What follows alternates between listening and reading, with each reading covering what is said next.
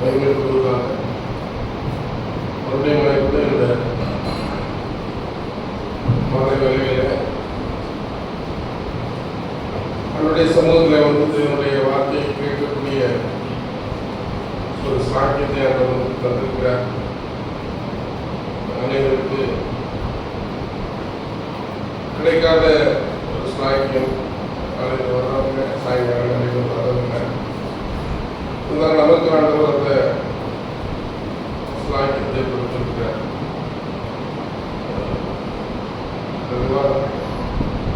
செய்திக்கு அப்படின்னு சொன்ன உடனே ஏதாவது ஒரு ஞாபகம் வரும்.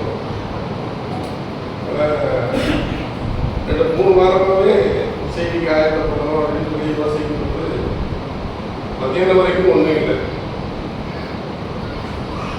ஏதாவது வச்சு எடுக்கிறது என்ன அப்படின்னு சொல்லி அதற்கப்புறம் தான் ஒரு காரியத்தை தெளிவுபடுத்துகிறேன். தானியேலை குறித்து சில காரியங்களை அறிந்து கொள்ள ஆரம்பத்து செய்வதாக பொதுவாக தானியேலை குறித்து அநேக காரியங்கள் நாம் கேள்விப்பட்டிருக்கிறோம். இருந்தாலும் சில அவருடைய குணாதிசயங்கள் அவர் எப்படிப்பட்டவராக அவர் இருந்தார் என்பதை வேதத்திலிருந்து இந்த நாளிலே நாம் அறிந்து கொள்கிறோம். பொதுவாக தானியேலை குறித்து குறிப்பாக சொல்ல வேண்டும் என்று சொன்னால் வேதத்தில் இவரை குறித்து இந்த ஒரு குற்றமும் வேதத்தில் இருப்பதாக நமக்கு தெரியும். இவரை குறித்து ஒரு குறையாய் ஏதாவது சொல்லியிருக்கிறதா என்று சொல்லி நாம் பார்க்கும்போது இந்த புத்தகத்தில் எந்த விதமான குற்றம் சாட்டப்படாதவராய் தானியேல் அங்கே காணப்படுகிறதை நாம் பார்க்கிறோம். தானியேலிருந்து அநேக காரியங்களை நாம் கற்றுக்கொள்ள முடியும். அவருடைய வைராக்கியமான அந்த வாழ்க்கை, ஒரு அடிமையாய் பாபிலோனுக்கு இஸ்ரவேலிலிருந்து யூதாவுக்கு வந்தது. ஒரு அடிமையாய் அவர் கொண்டு போகப்பட்டாலும் அவர் தேவனுக்கென்று அவர் கடைசி வரையிலும் வைராக்கியமாகவே அவர் வாழ்ந்திருக்கிறார் என்பதை அந்த புத்தகம் நமக்கு அநேக காரியங்கள் நமக்கு அங்கே நினைப்பூட்டுகிறதை நாம் பார்க்க முடியும். அவர் அவ்வளவு வைராக்கியமாய் அவர் வாழ்ந்தார். அதற்கு முதலாவது குறிப்பிடையாக குறித்து சொல்லும் பொழுது அவருடைய தீர்மானித்த ஒரு வாழ்க்கை. அங்கே தானியேல் 1ஆம் அதிகாரம் 8வது வசனத்தை எல்லாம் வாசிப்போம். தானியேல் ராஜாவின் போஜனத்தினாலும் அவர் பானம் பண்ணும் திராட்சரசத்தினாலும் தன்னை தீட்டுப்படுத்தலாகாது என்று தன் இருதயத்தில் தீர்மானம் பண்ணிக்கொண்டு தன்னை தீட்டுப்படுத்தாதபடி பிரதானிகளின் தலைமையிடத்தில் வேண்டிக் கொண்டார்.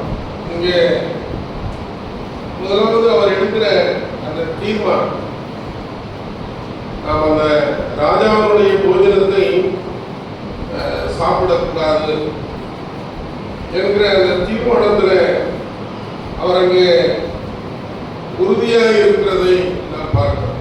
தானியேலும் தானியேலுடைய நண்பர்களும் அந்த காரியத்திலே அவர்கள் அவ்வளவு உறுதியாய் அவர்கள் காணப்பட்டார்கள். தெய்வக்குரிய காரியங்களிலே நாம் எப்படி அதை இருக்கிற அந்த தீர்மானங்களிலே தீர்மானம் இல்லாமல் யாரும் இருக்க மாட்டோம் அப்படின்னு நினைக்கிறேன். பொதுவாய் அதாவது வருஷத்துல ஒரு முறை எடுக்கிறோம், அது வேற. இல்லை செய்திகளில் சில காரியங்கள் கேள்விப்பட்டிருக்கிறோம். ஆனால் பொதுவாக கிறிஸ்துவ வாழ்க்கைக்குள்ளாக நாம் வரும் பொழுதே ஆண்டவராகிய இயேசு கிறிஸ்துவை ஏற்றுக்கொண்டு வரும் பொழுதே நம்முடைய வாழ்க்கையிலே நாம் இப்படித்தான் வாழ வேண்டும் என்று சொல்லி நாம் அழைக்கப்படுகிறோம். அப்படி இல்லாத நம்ம சொல்ல முடியாது. இயேசு கிறிஸ்துவை நம்முடைய சொந்த ரட்சகராக ஏற்றுக்கொண்டு நாம் வரும் பொழுது நாம் இப்படித்தான் வாழ வேண்டும், இவைகளை நாம் விட்டுவிட வேண்டும், இந்த வழிகளிலே நாம் நடக்கக்கூடாது என்பது நமக்கு தீர்மானமாக அநேக காரியங்கள் நமக்கு தெரியும். அப்படி தெரிந்த காரியங்களிலே நாம் என்ன செய்யணும்? நாம் கடைசி வரையிலும் உண்மையாக இருக்க வேண்டியது, அந்த தீர்மானத்தின் வழி நடக்க வேண்டியது அது அவசியம். எந்த தீர்மானமும் எடுக்காமல் ஆண்டவரை ஏற்றுக்கொண்டேன் அப்படின்னு நம்ம சொல்ல முடியாது. இல்லை எந்த விதமான நிலைமையிலே நான் ரட்சிக்கப்பட்டேன், எனக்கு எந்த ஒரு ஒழுங்கும் கிடையாது அப்படின்னு சொல்லி நம்ம சொல்ல முடியாது. அப்படி நம்முடைய வாழ்க்கையிலே நாம் சொல்லுவோம் அப்படின்னு சொன்னா நம்ம ரட்சிக்கப்பட்டிருக்கிறத திரும்ப எடுத்து என்ன செய்யணும், ஒரு முறை அதை பார்க்க வேண்டியது அது அவசியமா இருக்கிறது.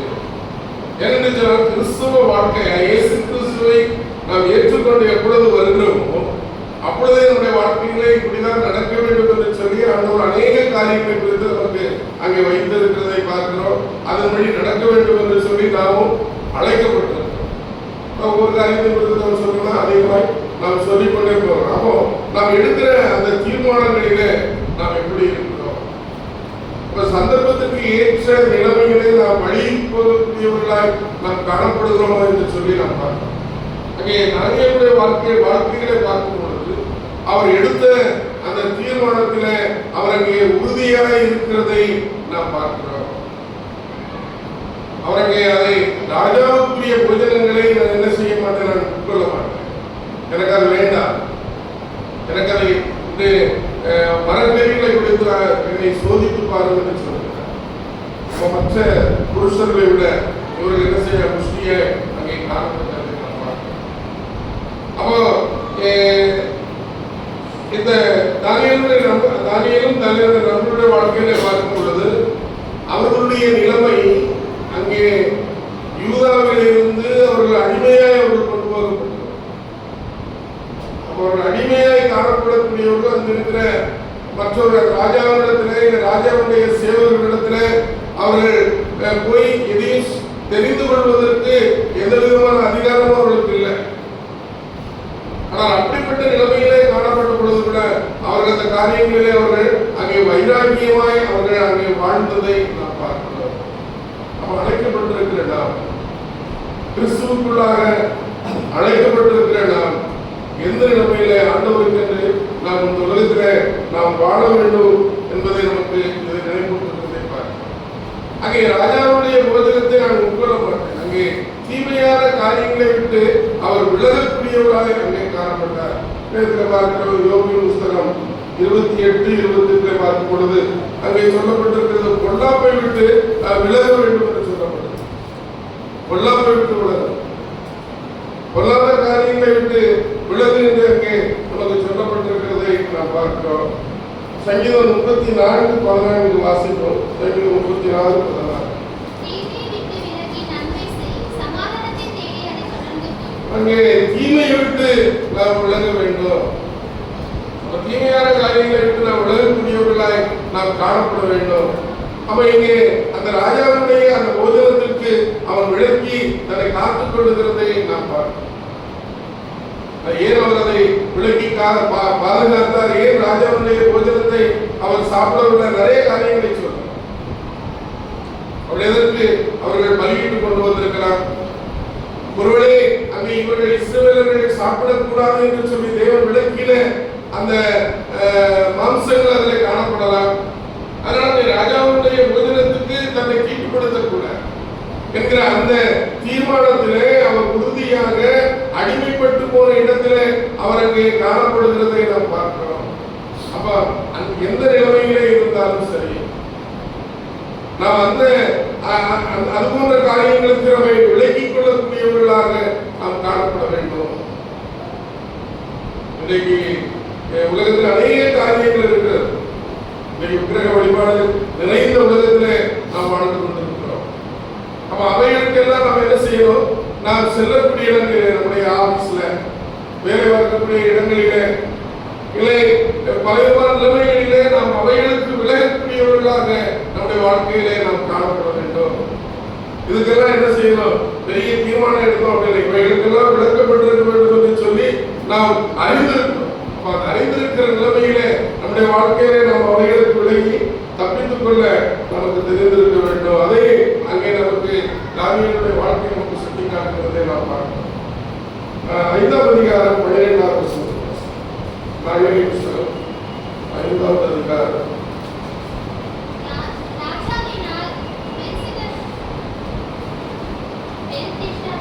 ராஜாவினால் பெல்தெஷாத்சார் என்றும் பெயரிடப்பட்ட அந்த தானியேலுக்குள் சொப்பனங்களை வியாப்தி பண்ணுகிறதுக்கும் புதைப்பொருள்களை வெளிப்படுத்துகிறதும் கருகலானவைகளை தெரிவிக்கிறதுமான அறிவும் புத்தியும் விசேஷித்த ஆவியும் உண்டென்று காணப்பட்டது. இப்போதும் தானியேல் அழைக்கப்படப்பட்டும் அவன் அர்த்தத்தை வெளிப்படுத்துவான் என்றார். இங்கே தானியேலை குறித்து இங்கே ஒன்று சொல்லப்பட்டிருக்கிறது. விசேஷித்த ஆவி உண்டென்று காணப்பட்டது. தானியேலிடத்துல அந்த ராஜாத்தி சொல்லும் பொழுது பெல்ஷத்சாருடைய காலங்களிலே, அதாவது பெல்ஷத்சார் அங்கே நேபுகாத்நேச்சாருடைய மகனுக்கு மகன் என்று சொல்லப்பட்டிருக்கிறது. நேபுகாத்நேச்சாருடைய மகனுக்கு மகன்.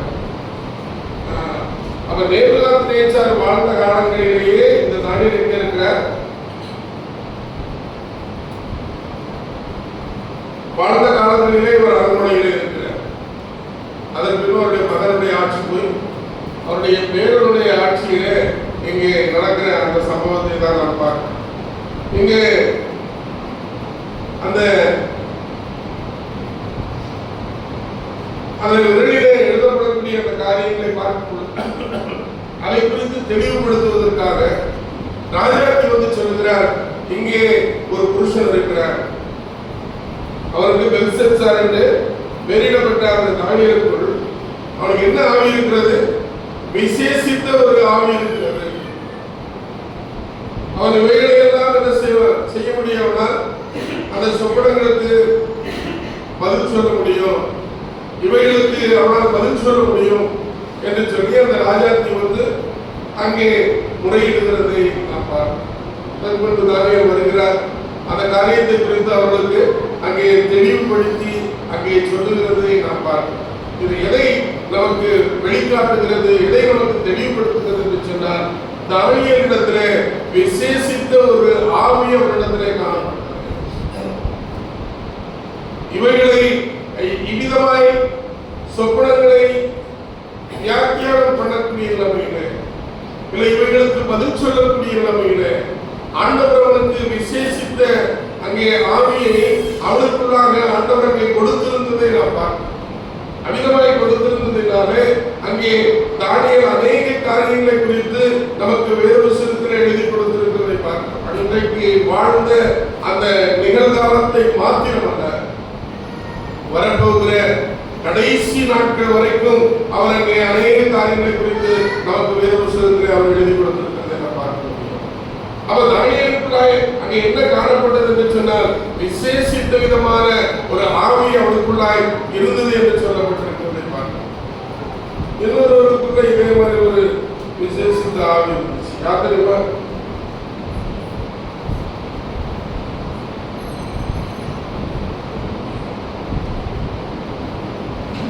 தெரியலையா?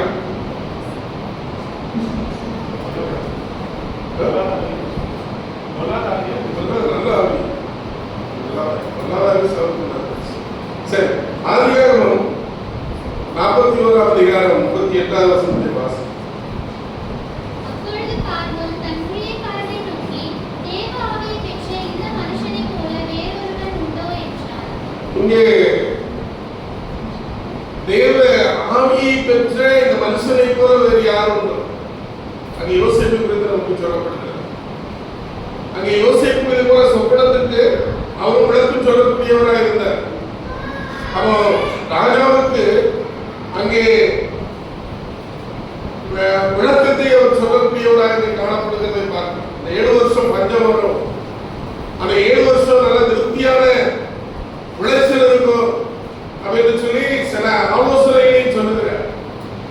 அந்த 7 வருஷம் நீங்க என்ன செய்யுங்க, சேர்த்து வைங்க, பஞ்சத்துல அவைகளை எடுத்து நாம் செலவு பண்ணி கொள்ளலாம் என்று சொல்லி அதுக்கேற்ற ஒரு ஆட்களை நியமிங்க, இத்தனை பங்குல இத்தனை ஒரு பங்கை நீங்க சேமிச்சு வைங்க என்று சொல்லி பலவிதமான காரியங்களே அவர் ராஜாவினிடத்துல அங்கே யோசிப்பு சொல்லுகிறதை பார்த்து ராஜா சொல்லுகிறார், இதை போல தேவ ஆவியை பெற்ற வேற மனுஷன் இருக்கிறாரா என்று சொல்லி அங்கே யோசிப்பே அங்கே உயர்த்துகிறதை நாம் பார்க்கிறோம். அவனிடத்துல தேவ ஆவி காணப்பட்டது.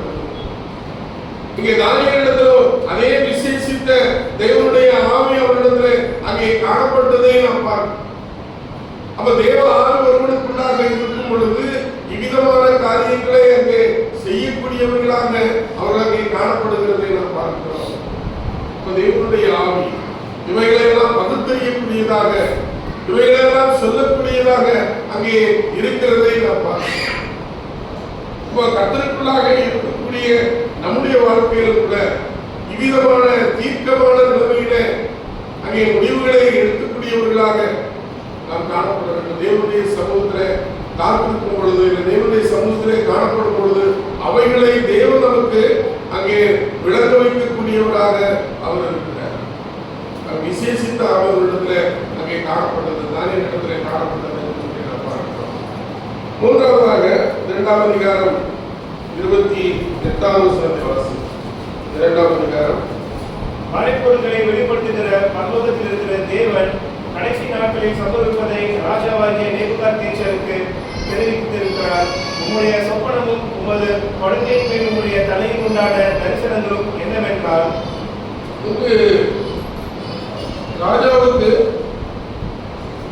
ஒரு சொப்பனம் அங்கே காணப்படுகிறதை நாம் பார்க்கிறோம்.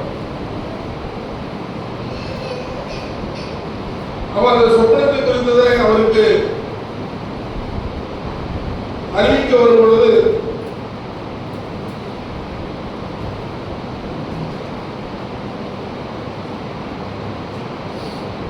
அங்கே தானியேலை அழைக்கும்போது அவர் சொல்லுகிறார், மறைபொருளை வெளிப்படுத்துகிற பரலோகத்தில் இருக்கிற தேவன் கடைசி நாட்களில் சம்பவிப்பதை ராஜாவாகிய நேபுகாத்நேச்சாருக்கு தெரிவித்திருக்கிறார் என்று சொல்லி அவைகளை குறித்து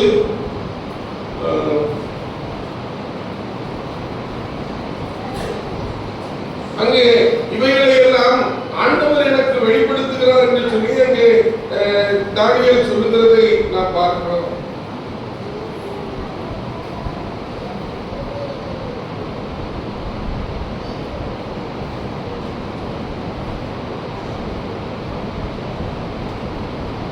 அங்கே ராஜாவினிடத்தில் அழைக்கப்பட்ட அந்த தானியேல் அங்கே குறித்து சொல்லும் பொழுது, நான் இவைகளை குறித்து நான் உங்களுக்கு சொல்லுவேன் என்ற நிலைமையில் அல்ல, எனக்கு தேவன் இதை எனக்கு வெளிப்படுத்துவார், நான் அதை உங்களுக்கு நான் சொல்லுவேன். மறைபொருளை அங்கே மறைபொருளை வெளிப்படுத்துகிற பரலோகத்தில் இருக்கிற தேவன். இந்த மறைபொருளை யார் வெளிப்படுத்த முடியும்? பரலோகத்தில் இருக்கிற தேவன் தான் இந்த சொப்பனங்களுக்கோ இவைகளுக்கு இந்த மறைபொருளுக்கோ அவர் வெளிப்படுத்த முடியுமே தவிர என்னால் என்ன செய்ய முடியாது, இது முடியாது. அங்கே தேவனை முன்னிறுத்தி இவர் காரியங்களை அங்கே வெளிப்படுத்துகிறதை நாம் பார்க்கிறோம். ஆண்டவரை முன்னிறுத்தி இவர் காரியங்களை அங்கே வெளிப்படுத்துகிறதை பார்க்கிறோம். ஒருவேளை நமக்கு இப்படிப்பட்ட ஒரு விசேஷித்த வரத்தை ஆண்டவர் கொடுத்திருப்பார் என்று சொன்னார், நாம் எப்படி நம்முடைய வாழ்க்கையிலே நாம் காணப்படும்.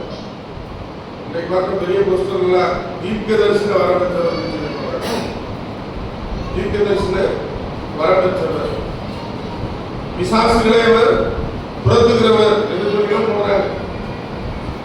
ஆனால் இங்கே தானியேலுக்குள்ள இருந்த அந்த விசேஷித்த ஆவி, அவன் ராஜாவுடைய சமூகத்திலே அழைக்கப்பட்ட பொழுது மறைபொருளை வெளிப்படுத்துகிறவர் தேவன் தான்.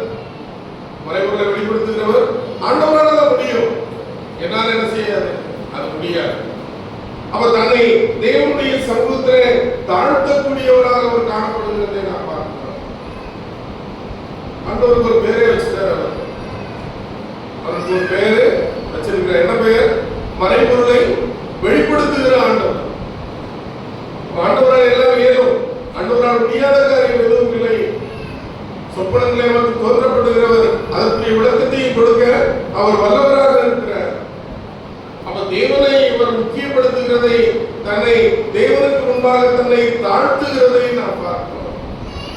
தேவனுடைய சமூகத்தில் நம்மை தாழ்த்தக்கூடியவர்களாக நாம் காணப்பட வேண்டும். எதுவும் தேவனுக்கு மிகையானது ஒன்றுமல்ல. தேவனுடைய சமூகத்தில் அங்கே செல்லும் பொழுது நான் அந்த அவனை போல இல்லை, இவனை போல இல்லை என்று சொல்வதற்கு அல்ல. ஆண்டவர் தேவனுடைய சமூகத்திலே செல்லும் பொழுது நம்மை தாழ்த்தக்கூடியவர்களாய், என்னால் எதுவும் முடியாது, எல்லாவற்றையும் செய்ய தேவனே வல்லவராக இருக்கிறார் என்று சொல்லி ஆண்டவரை அங்கே முக்கியப்படுத்தக்கூடியவராய், தன்னை தேவனுடைய சமூகத்தில் அங்கே தாழ்த்தக்கூடியவராக அங்கே தானியேல் காணப்படுகிறது. நாம் பார்க்கிறோம். தானியேலை குறித்து அங்கே இவ்விதமாக தன்னை தேவனுடைய சமூகத்திலே அவர் தாழ்த்தக்கூடியவராய் அவர் காணப்படுகிறார். நான்காவது, அவர் ஜெபிக்கிற அந்த காரியம் 6ஆம் அதிகாரம் 10ஆம் வசனம். தானியேலோ என்றால் அந்த பத்திரத்துக்கு கையெழுத்து வைக்கப்பட்டது என்று அறிந்த போதிலும் தன் வீட்டுக்குள்ளே போய் தன் மேல் அறையிலே எருசலேமுக்கு நேராக பலகணிகள் திறந்திருக்க அங்கே தான் முன் செய்து வந்தபடியே தினம் 3 வேளையும் தன் தேவனுக்கு முன்பாக முழங்கால் படியிட்டு ஜெபம் பண்ணி ஸ்தோத்திரம் செலுத்தினார். இங்கு தானியேலுக்கு வந்த மிகப்பெரிய ஒரு சோதனை. அங்கே ராஜாவினால் ஒரு கட்டளை பிறக்கிறது. ராஜாவை தவிர ஒரு மாசத்துக்கு யாரும் என்ன செய்யக்கூடாது? வணங்கக்கூடாது, இதை தொழுது கொள்ளக்கூடாது. அவர் ராஜாவை மாத்திரமே அவர்கள் வணங்க வேண்டும் அப்படின்னு சொல்லி பார்க்கும் பொழுது அங்கே தானியேல் தினமும் ஜெபித்ததை போல 3 வேளையும் அங்கே பலகணிகளை திறந்து என்ன செய்கிறார்? அந்த எருசலேமுக்கு நேராக அவர் பலகணிகளை திறந்து அவர் ஜெபிக்கிறதை பார்க்கிறார். ஜெபிக்கும் பொழுது அங்கே சாலமோனுடைய நாட்களிலே சொல்லப்பட்டிருக்கு, இந்த தேவாலயத்திற்கு நேராக யார் ஜெபித்தாலும் என்ன செய்யணும்? ஆண்டவரே நீ பதில் கொடுக்கணும் அப்படின்னு சொல்லி என்ன செஞ்சிருந்தாங்க. அங்கே சாலமோனுடைய நாட்களில் அமிதமாய் தேவனிடத்திலே அவர் அங்கே வேண்டுதல் செய்திருந்ததை பார்க்க முடியும். ஆனால் தானியேல் ஜெபித்த போதோ அங்கே தேவாலயமே என்ன செய்யல, அங்கே இல்லை, தேவாலயமே இல்லை, இடிக்கப்பட்டு கிடக்கிறது. ஆனால் அந்த நிலைமையிலே இருந்த பொழுது கூட அவரது எருசலேமுக்கு நேராக அவர் அங்கே ஜெபித்ததை நாம் பார்க்கிறோம். ராஜாவுடைய கட்டளைக்கு அவர் பயப்படாமல் அவர் பலகணியை திறந்து வச்சு அவர் ஜெபிக்கிறது. மூடிட்டு ஜெபம் பண்ணிருக்கலாம். நம்ம என்ன செய்வோம்? எதுக்கு ஒரு கட்டளை இருக்கு?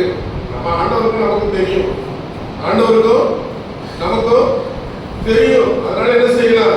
நம்ம மூடிட்டு நம்ம என்ன செய்யலாம்? வீட்டுக்குள்ள உட்கார்ந்து ஜெபம் பண்ணலாம், யாருக்கும் தெரியாது. ஆனால் இங்கே அவன் செய்கிற பிரகாரமாகவே அவன் பலகணிகளை அதை திறந்தவனாக அங்கே எருசலேமுக்கு நேராய் தன்னுடைய கண்களை ஏறெடுத்து அவன் தினமும் ஜெபிப்பதை போல அவன் ஜெபிக்கிறதை பார்க்கிறான். அவன் ஆண்டவரை வைத்த அந்த நம்பிக்கை, இதை தேவனை கனப்படுத்துகிற அந்த நிலைமை, இல்லை கர்த்தருக்குள்ளாய் இருக்கக்கூடிய அந்த தீர்மானம், நான் இவ்விதமாய் நான் வாழ அழைக்கப்பட்டிருக்கிறேன், நான் இவ்விதமாகவே நான் வாழுவேன் என்று சொல்லக்கூடிய அந்த நிலைமையிலே அங்கே தானியேல் வாழ்கிறதை நாம் பார்க்கிறோம். அதே இவருடைய நண்பர்களுடைய வாழ்க்கை 3ஆம் அதிகாரம் 17-18 வசனங்களை பார்க்கும் பொழுது அங்கே சாத்ராக், மேஷாக், ஆபேத்நேகோ அவர்களும் கொஞ்சம் சாதித்தவர்கள் அல்ல. அங்கே பொற்சிலை வைக்கப்பட்டிருக்கிறது. தேசத்தினுடைய அதிகாரிகள் எல்லாம் அங்கே வந்திருக்கிறார்கள். அந்த சிலையை படித்துக் கொள்ள வேண்டும். ஆனால் அவர்கள் படித்துக் கொள்ளல. ஆனால் அவரிடத்தில் கேட்கும்போது சொல்றாங்க, அங்கே என்னை விடுவித்தாலும் சரி, என்னை விடுவிக்காமல் போனாலும் சரி, நான் நீ வைத்த அந்த பொற்சிலையை நான் வணங்க மாட்டேன். என்ன ஒரு வைராக்கியமான ஒரு வாழ்க்கை!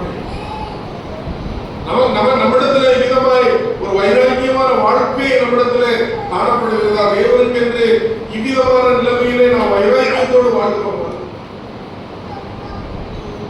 இல்ல பிளெக்சிபிள், நமக்கு நேரத்துக்கு ஏற்ற நிலைமையிலே நாம் வளைந்து கொடுக்கக்கூடியவர்களாக இருக்கிறோம். இல்லை சமயத்திற்கு ஏற்ற நிலைமையிலே நாம் வளைந்து போகிறோமா? ஆலயத்திற்கு வரும் பொழுது பரிசுத்தவான்களை போல, இல்லை மற்ற இடங்களிலே நாம் எப்படி நாம் காணப்படுகிறோம்? வார நாட்களிலே நாம் ஆண்டவருக்கென்று நாம் எப்படி வாழ்கிறோம்? ஆண்டவருக்கென்று இதே நிலைமையிலே, இதே பரிசுத்தத்தோடு, இதே சிந்தையோடு, இல்லை தேவன் நமக்கு வைத்திருக்கிற அந்த நிலைமையிலே நம்முடைய வாழ்க்கையை நாம் ஓட்டுகிறோமா? நாம் யோசித்து பார்க்கணும். எப்பொழுதும் நானே அங்கே ஒரே விதமாகவே நாம் வாழ்ந்ததை நாம் பார்க்கிறோம். ஆலை இருந்தாலும் ஆலை இல்லாவிட்டாலும் சரி, அங்கே ராஜாவுடைய சட்டம் போட்டாலும் சரி போடாட்டாலும் சரி, நான் ஜெபிக்கிற வேலையை நான் என்ன செய்ய மாட்டேன், நான் மாற்ற மாட்டேன். நான் எப்படி ஜெபித்தேனோ நான் அப்படியே அமிதமாகவே நான் ஜெபித்துக் கொண்டிருப்பேன் என்று சொல்லி தானியேலை போல வைராக்கியமாய் நம்முடைய வாழ்க்கையிலே நாம் வாழ முடிகிறதா என்று சொல்லி யோசிக்கிறோம். தானியேலின் புஸ்தகம் இதை நமக்கு நினைப்பூட்டுகிறதை நாம் பார்க்கிறோம். எந்த நிலைமையில இருந்தாலும், எந்த விதமான எதிர்ப்புகள் இருந்தாலும், எந்த விதமான நிலைமைகள் நமக்கு காணப்பட்டாலும், என்னுடைய நிலைமையில கர்த்தருக்கு கொடுக்கக்கூடிய அந்த கரத்திலிருந்து நான் தவற மாட்டேன். அங்கே அமிதமாய் அவர் ஜெபிக்கக்கூடியவராக அங்கே காணப்படுகிறதை நாம் பார்க்கிறோம். மரணமே வந்தாலும் சரி, உடைய வாழ்க்கையில நாம் விதமான நிலைமைக்குள்ளாய் என்ன செய்யலாம் கடந்து போனதில்லை. ஆனால் இவ்விதமாய் நிலைமையிலே கடந்து போனாலும் அங்கே அமிதமாய் அவர்கள் ஜெபித்ததை நாம் பார்க்கிறோம். அந்த ஜெபத்திற்கு அவர்கள் அவ்வளவு முக்கியத்துவம் கொடுத்து அவர்கள் ஜெபித்ததை நாம் பார்க்கிறோம். நம்முடைய வாழ்க்கையில நம்மை நாம் நிதானித்து பார்க்கிறோம். நாம் அந்த வைராக்கியத்தோடு நாம் வாழ்க்கிறோமா என்று சொல்லி நாம் நிதானிக்க வேண்டியது அவசியமாக இருக்கிறது. அதே 6ஆம் அதிகாரம் 4வது வசனத்தை வாசிக்கிறோம். அப்பொழுது பிரதானிகளும் தேசாதிபதிகளும் ராஜ்யத்தின் விசாரிப்பிலே தானியேலை குற்றப்படுத்தும்படி முகாந்திரம் தேடினார்கள். ஆனாலும் ஒரு முகாந்திரத்தையும் குற்றத்தையும் கண்டுபிடிக்க அவர்களால் கூடாது இருந்தது. அவன் உண்மையுள்ளவனாய் இருந்தபடியால் அவன் மேல் சுமத்த யாதொரு குற்றமும் குறையும் காணப்படவில்லை. இங்கு அதே சம்பவம் தான். இங்கு அவனுடைய உண்மையை குறித்து அங்கே சொல்லுகிறதை நாம் பார்க்கிறோம். தானியேலுடைய உண்மையை குறித்து உண்மை உள்ளவர் என்று சொல்லி யார் சொல்றாங்க? தானியேல் உண்மை உள்ளவர் என்று சொல்லி சொல்றவங்க யார்? தானியேலை குற்றப்படுத்த நினைக்கக்கூடியவர்கள். தானியேல் உண்மை உள்ளவர் என்று சொல்லி சொல்லக்கூடியவங்க யாரு?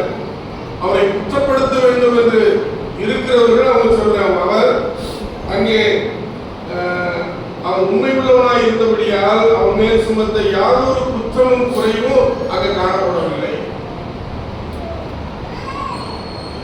அங்கே ராஜாவிடத்துல இந்த தானியேலை குற்றப்படுத்துவதற்கு எந்த விதமான குற்றமும் அவரிடத்துல காணப்படும். அவ்வளவு உண்மை உள்ளவராய் அவர் அங்கே வாழ்ந்திருக்கிறதை நாம் பார்க்கிறோம்.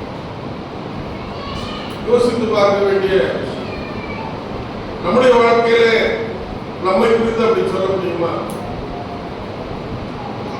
இல்லை, குற்றம் சாட்டப்படாத நிலைமையிலே நாம் வாழ வேண்டும். நாம் அப்படிதான் அழைக்கப்பட்டோம். குற்றம் சாட்டப்படாதவர்களாய் என்று சொல்லிதான் நமக்கு நிறுவனங்களே எழுதப்பட்டோம். அப்ப நாம் குற்றம் சாட்டப்படாதவர்களாய் நாம் வாழ வேண்டியது அது அவசியம். இங்கே தானியேல் அமிதமாய் வாழ்ந்ததை நாம் பார்க்கிறோம். அவர் உண்மை உள்ளவராக அவர் இருந்தார். எந்த விதத்தில் அவர் இடத்துல அங்கே குற்றம் கண்டுபிடிக்க முடியும்? ஒருவேளை அங்கே ராஜாவுடைய நாட்கள்ல சரியான டைம்க்கு அவர் வேலைக்கு வரக்கூடியவராக இருந்தார். சரியான நேரத்துக்கு வேலைக்கு வரக்கூடியவராய் அவர் இருந்தார். வேலைகளை எல்லாம் அவர் உண்மை உள்ளவராய் அவர் வாழ்ந்திருந்தார்.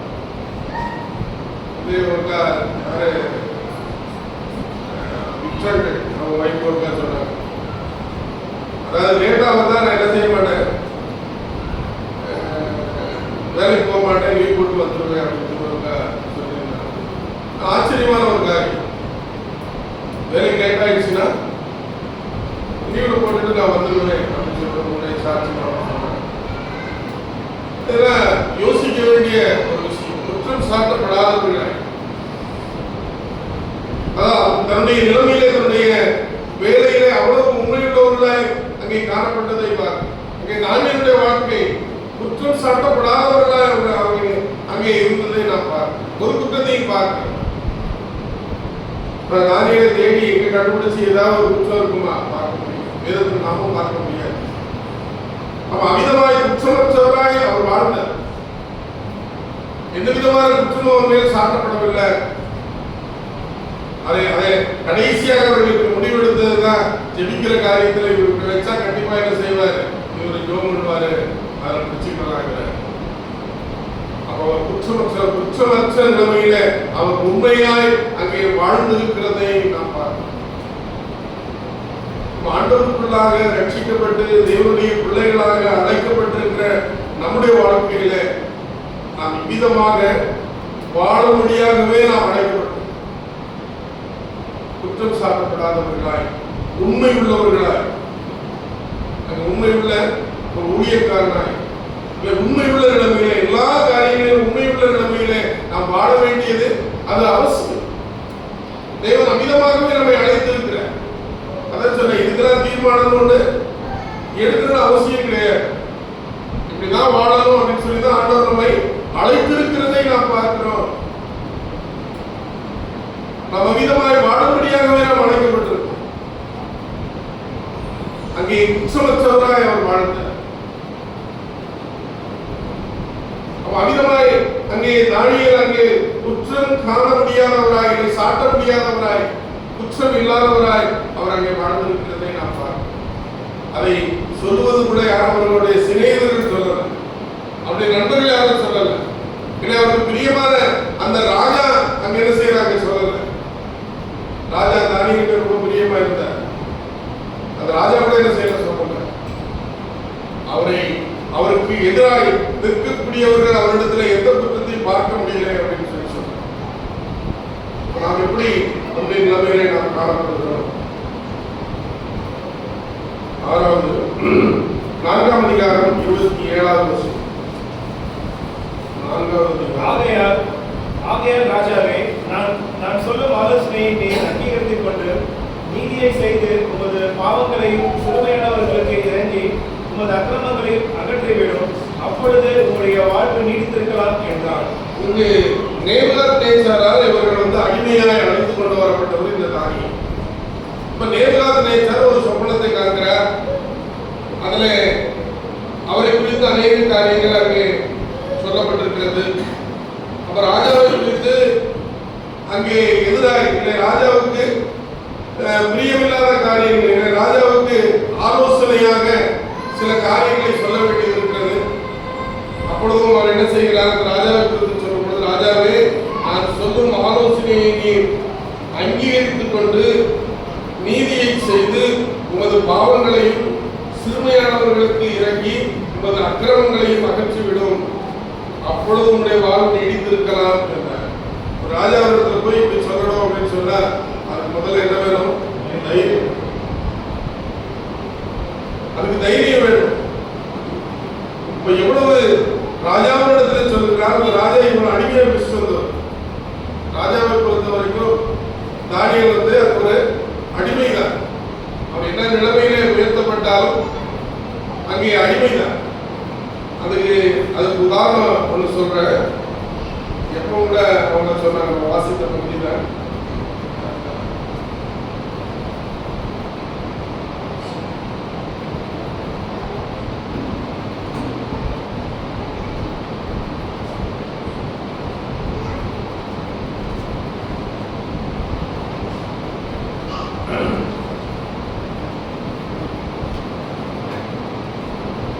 அங்கே பல வருஷங்கள் சென்ற பின்பு கூட அந்த யூதாவிலிருந்து கொண்டு வரப்பட்ட, அழைத்து வரப்பட்ட அப்படின்னு சொன்னா அங்கே எழுதப்படுகிறதை நாம் பார்க்க முடியும். அந்த அடிமையாய் கொண்டு வரப்பட்ட, யூத தேசத்திலிருந்து அடிமையாய் கொண்டு வரப்பட்ட அந்த தானியேல் என்று சொல்லிதான் அங்கே நினைப்பூட்டுகிறதை பார்க்கிறோம். அப்போ இந்த அவர் அதிகமாக காணப்பட்டாலும் ராஜாவுடைய சமூகத்திலே ராஜாவுக்கு அந்த சொப்பனங்களை எல்லாம் விளக்கி சொல்லிவிட்டு அவர் ராஜாவை என்ன செய்கிறார்? ராஜாவுக்கு அங்கே ஆலோசனை சொல்லுகிறதை நாம் பார்க்கிறோம். அதுவும் சொல்லும்போது சொல்ற, உங்களுடைய பாவங்கள், உங்களுடைய அக்கிரமங்கள் இவைகளெல்லாம் என்ன செய்வானே அகற்றிவிடும் என்று சொல்லி ஒரு ராஜாவிடத்திலே அங்கே தைரியமாய் அவர் பேசுகிறதை நாம் பார்க்கிறோம். அப்ப நம்முடைய நிலைமையிலே தேவனுடைய வார்த்தைகளை குறித்து நாம் எந்த தைரியமாய் மற்றவரிடத்திலே நாம் சொல்லக்கூடியவர்களாக நாம் காணப்படுகிறோமா? இல்லை வெட்கப்படக்கூடியவர்களாய், இல்லை பயப்படக்கூடியவர்களாய் நம்முடைய வாழ்க்கையில நாம் காணப்படுகிறோமா என்று சொல்லி மற்றவரிடத்திலே தேவனுடைய வார்த்தைகளை குறித்து அறிவிக்க நாம் அதிக நிலைமையில பயப்படக்கூடியவர்களாய் காணப்படுகிறோம். இல்லை அதை எப்படி சொல்வது என்று சொல்லி யோசிக்கக்கூடியவர்களாக இருக்கிறோம். இங்கே தைரியமாய் அவருடைய அக்கிரமங்கள், பாவங்கள் எல்லாவற்றையும் குறித்து அந்த ராஜாவுக்கு சொல்லுகிறதை நாம் பார்க்கிறோம். நாம் ஒரு மனுஷனிடத்தில் பேசுவதற்கு நாம் தயங்குகிறோம். ஒரு மனுஷனிடத்தில் ஆண்டவரை குறித்து வெளிப்படுத்துவதற்கு தயங்குகிறோம். ஆனால் ராஜாவினிடத்தில் அவருடைய பாவங்களை குறித்து சுட்டிக்காட்டுகிற நிலைமையிலே அங்கே தானியேல் தைரியமாக இருந்தார் என்று சொல்லி நாம் நம்முடைய நிலைமையிலே நாம் அமிதமாய் நம்முடைய வாழ்க்கையிலே நாம் தைரியமாய் ஆண்டவருடைய வார்த்தைகளை சொல்லக்கூடியவர்களாக நாம் காணப்பட வேண்டும். அதை அங்கே ஆண்டவர் அதை விரும்புகிறதை நாம் பார்க்கிறோம். கடைசியாய் அவரை குறித்து 9ஆம் அதிகாரம் 4-5 வசனங்களை வாசிக்கிறோம். என் தேவனாகிய கர்த்தரை நோக்கி ஜெபம் பண்ணி பாவ அறிக்கை செய்து, ஆண்டவரே, உம்மில் அன்பு கூர்ந்து உம்முடைய கற்பனைகளை கைக்கொள்கிறவர்களுக்கு உடன்படிக்கையையும் கிருபையையும் காக்கிற மகத்துவமும் பயங்கரமுமான தேவனே, நாங்கள் பாவம் செய்து அக்கிரமக்காரராய் இருந்து துன்மார்க்கமாய் நடந்து கலகம் பண்ணி உம்முடைய கற்பனைகளையும் உம்முடைய நியாயங்களையும் விட்டு அகன்று போனோம். இந்த 20 வரைக்கும் நம்ம வாசிப்போம் அப்படின்னு சொன்னா, அங்கே தானியேல் தன்னுடைய தேசத்தின் மக்களுக்காக ஆண்டவருடைய சமூகத்திலே அவர் முறையிடுவதை பார்க்கிறோம். நாங்கெல்லாம் விழா இருந்தோம் என்று சொல்லி அநேக காரியங்களை சொல்லுகிறார். அங்கே அதை காணப்படுவது அந்த 5ஆவது வசனத்திலே பார்க்கும்போது, நாங்கள் பாவம் செய்து அக்கிரமக்காரராய் இருந்து துன்மார்க்கமாய் நடந்து கலகம் பண்ணி உங்களுடைய கற்பனைகளை உங்களுடைய நியமங்களை விட்டு நாங்கள் அகன்று போனோம். ஆனால் அவை சேர்த்தே சொல்றார். தேவனிடத்தில் முறையிடும் போது எப்படி முறையிடுகிறார்? நானும் இதெல்லாம் சேர்த்து உங்களுடைய சமூகத்திலே செய்ததை போல அந்த தேசத்தின் மக்களுக்காக அவர் ஆண்டவரிடத்திலே முறையிடுகிறதை நாம் பார்க்கிறோம். 70 வாரங்கள் போயிட்டு ஆண்டவர்களை திரும்பமாக இந்த தேசத்துக்கு அழைத்து செல்லணும் என்று சொல்லி அவைகளெல்லாம் ஆராய்ந்து அறிந்து தேவனுடைய சமூகத்திலே அவர் முறையிடுகிறதை நாம் பார்க்கிறோம். எப்படி முறையிடுகிறார்? அந்த தேசத்தின் ஜனங்களுக்காக நாங்கள் எல்லாவற்றையும் செய்தோம் என்று சொல்லி தன்னையும் சேர்த்தே அவர் சொல்லுகிறதை பார்க்கிறோம். நாங்கள் செஞ்சோம், நாங்கள் இந்த அக்கிரமங்கள் செஞ்சோம், இந்த பாவங்கள் செஞ்சோம், உங்களுக்கு கலகம் பண்ணினோம், பிரிந்து போறோம் என்று சொல்லி அநேக காரியங்களை குறித்து நாங்கள் செய்ததாகவே அவர் தேவனுடைய சமூகத்திலே அவர் அறிக்கையிடுகிறதை நாம் பார்க்கிறோம். இந்த ஜனங்களுக்காக அந்த திறப்பின் வாசலில் இருந்து ஜெபிக்கக்கூடிய ஒரு தானியேல் அங்கே காணப்பட்டதை நாம் பார்க்கிறோம். இந்த தேசத்தின் ஜனங்களுக்காக அமிதமாய் ஜெபிக்கக்கூடியவர்களாக நாமும் காணப்படுகிறோம். அங்க மோசே அந்த இஸ்ரவேலருக்காக தேவனுடைய சமூகத்தில் நின்றார். அவர் விதமாய் சொன்னார், ஒன்றியுள்ள அழிக்கக்கூடாது, அவர்களை அழிப்பீர் என்று சொன்னார். முதல்ல என்னுடைய பேரை என்ன செய்யணும், உடைய புத்தகத்திலிருந்து அங்கே கிறுக்கி போடுவது சொல்லி மோசே சொன்னார். அதை போல அவருடைய சமூகத்தில் தன்னை தாழ்த்தி தேவனுடைய சமூகத்தில் தன்னுடைய தேச மக்களுக்காக, அந்த அடிமையாக இருக்கிற அந்த மக்களுக்காக, திரும்பவுமாய் அவர்கள் சுய தேசத்திற்கு செல்வதற்காக அமிதமாய் அங்கே அந்த திறப்பின் வாசலில் இருக்கிற ஒரு மனுஷனை அமைக்கிறார். அமிதமாய் செய்யப்படுகிறது. அவர் அந்நிய தேசத்திலே அவர் இருந்தார். அவர் அந்நிய அந்த தேசத்தை அந்த பட்டணத்திலே அவர் காணப்பட்டாலும் தன்னுடைய தேச மக்களுக்காக தேவனுடைய சமூகத்திலே அங்கே பரிந்து பேசக்கூடியவராய் அங்கே தானியேல் இருக்கிறதை தானியேல் விதமாக குணமுள்ளவராய் அவர் அங்கே காணப்படுகிறார். நமக்கு அநேக முன்னுதாரணங்களை அவர் வைத்து போயிருக்கிறதை நாம் பார்க்கிறோம். அந்த குணங்கள் நம்மிடத்துல அங்கே காணப்படுகிறது. வைராக்கியமா ஆண்டவருக்கு என்று அங்கே வாழ்ந்த ஒரு தானியேலை நாம் பார்க்கிறோம். அமிதமாய் நம்முடைய வாழ்க்கையிலும் அழைக்கப்பட்டிருக்கிற நாம் தேவனை ஏற்றுக்கொண்டு வந்திருக்கிற நம்முடைய வாழ்க்கையில அமிதமாய் தேவனுக்கு என்று வைராக்கியமாக வாழக்கூடியவர்களாக நாமும் அழைக்கப்பட்டிருக்கிறோம். அமிதமாய் வாழும் பொழுது தேவன் நம்மை அங்கே இன்னும் பிரியமுள்ளவராக அங்கே ஆண்டவரை காணப்படக்கூடியவராக அங்கே தானியேலுக்கு வெளிப்படுத்தப்பட்டதை போல அநேக காரியங்களை ஆண்டவருக்கு வெளிப்படுத்தக்கூடியவராக உள்ளது. தானியேல் வாழ்ந்த வாழ்க்கையை நாம் வாழும் பொழுது தேவன் அமிதமாகவே நம்மையும் எடுத்து ஆண்டவர் என்ன செய்வார், அங்கே பயன்படுத்தும். கட்டதான வார்த்தைகளை